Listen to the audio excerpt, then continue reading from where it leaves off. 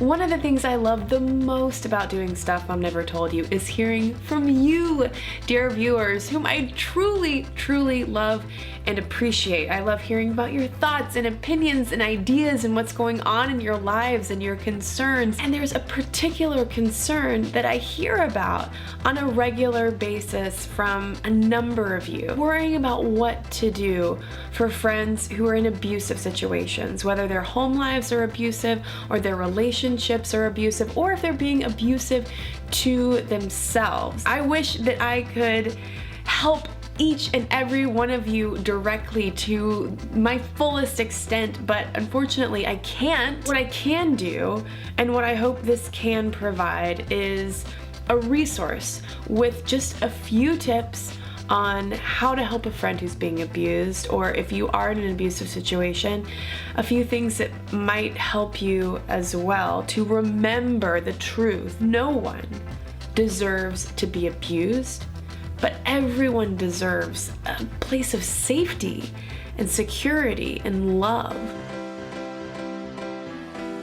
What's a good friend to do if they find out that someone they love or care about is in an abusive situation? Chances are, especially if we're younger, we can't exactly storm into their houses and magically fix the cycle of abuse, which is often more complicated than we might think. But there are some pretty basic things that we can do to establish ourselves as a friend resource and also direct that person towards more professional resources that can help them get out of, or at least alleviate, that situation that they're living in. First, encourage and help your friend identify a trusted adult that they can talk about the abuse with. Someone, crucially, who will believe them. And this might be a teacher or a school counselor or a friend's parent or even a law enforcement officer. Someone who can offer consolation, validation, and even more direct resources like developing a safety or escape plan. And understand that your friend might not want to directly go to the police or child protective services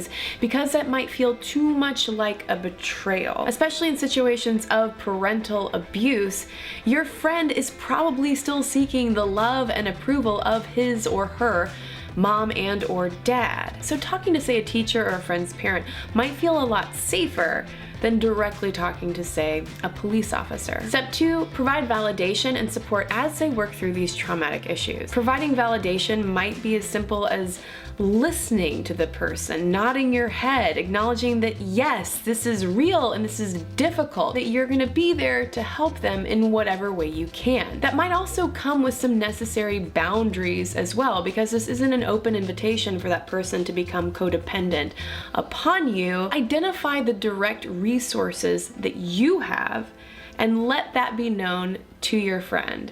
And if boundaries start to get crossed, then acknowledge that as well. Tip number 3, help them understand that they aren't alone. Domestic violence and abuse is something that we rarely talk about, but it is happening in a lot of households, not just in the United States, but around the world. So in that sense, statistically, unfortunately, they're absolutely not alone. But also let them know that they're not alone in the sense that, hey, they've got you. They have these resources. There are government agencies, nonprofit organizations, and support groups specifically set up to help them. No matter where you live, help is available. Tip number 4, encourage your friend to stay off social media. While it might seem like an entertaining distraction, social media might actually make them feel even more isolated in their situation. Social media can also be a tool abusers use to monitor their victims' behaviors and perpetuate that abuse. If you have additional tips, please leave them in the comments below. I really want this video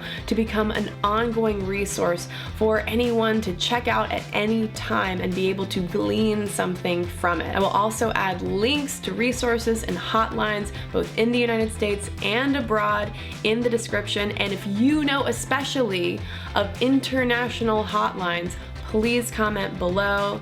Let's build a resource together so that we can all make the world collectively a safer place.